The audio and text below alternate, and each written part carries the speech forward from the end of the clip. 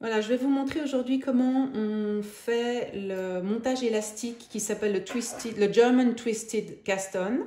Je ne sais pas du tout comment ça se dit en français, donc voilà.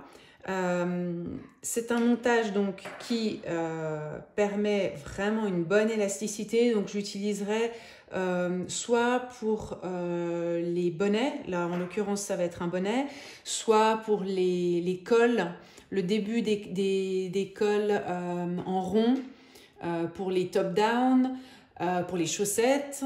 Donc c'est vraiment un montage qui est vraiment joli. Il est bien fini, le bord est impeccable et ça donne vraiment, vous voyez, cette élasticité incroyable, tout en gardant une bonne tenue. Alors, pour faire ce montage, il faut savoir faire le montage de long tail cast-on. Je ne sais toujours pas les termes en français, je suis désolée. Le long tail cast-on, c'est celui-ci. C'est celui qui se fait comme ceci. Alors, si vous maîtrisez cette méthode-là, le reste va vous sembler très facile. Si vous ne la maîtrisez pas, cette méthode, je vous propose d'aller voir des tutos et d'apprendre ce long tail cast-on avant de vous mettre au montage de German Twisted Cast-On. On part exactement de la même façon, donc le fil est entre le pouce et l'index et il est tenu par les autres doigts.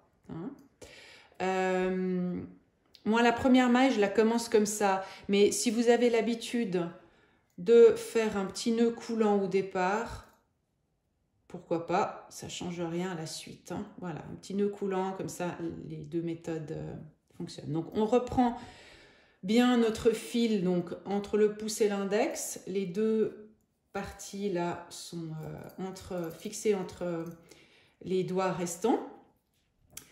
Alors, je vous montre tout lentement comment ça se passe. On va venir chercher avec la pointe de l'aiguille. On va passer sous le fil à l'intérieur. Et ensuite, on va aller chercher avec l'index. Et le twisted, en fait, c'est on va détwister comme ça. Alors, je sais que ça paraît compliqué, mais en fait, c'est un coup à prendre. Moi, je le fais hyper vite maintenant, même si ça fait pas très longtemps que je le pratique. Donc, je répète, on va passer sous les fils du pouce, au milieu des fils du pouce, et on va chercher le fil de l'index. Et à ce moment-là, on tourne un petit peu le pouce pour lâcher. Et voilà, le tour est joué. Regardez, moi je le fais à cette vitesse-là maintenant. Donc c'est vraiment hop, hop, hop. Pour ceux qui maîtrisent, ça va très vite. Je recommence tout doucement.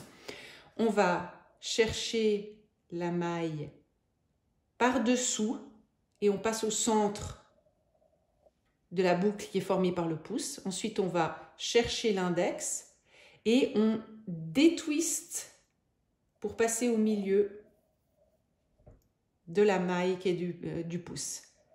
Je vais chercher par-dessous, je passe au centre, je vais chercher l'index et je détwiste. C'est-à-dire que je détors en fait. Twist veut dire tordre. Donc, je vais chercher dessous, je passe au milieu. Je vais chercher l'index et on peut aussi faire ça différemment. On peut lâcher la maille, l'amener par-dessus et tirer. Moi, je trouve que ça prend beaucoup plus de temps que de faire. Donc, dessous, au milieu, index et on la détord pour la lâcher et la tirer. Je recommence. Dessous, au milieu, l'index, je détord et je lâche. Et voilà, donc ce petit montage-là, il est voilà, très rapide. Et comme vous voyez, voilà ce que ça donne à la fin. C'est super élastique et vraiment pas compliqué. J'espère que vous arriverez à reproduire ce que je vous ai montré. C'est vraiment, comme vous voyez, quand on a l'habitude, on le fait de plus en plus vite et on monte à toute allure nos mailles. Voilà, bonne journée!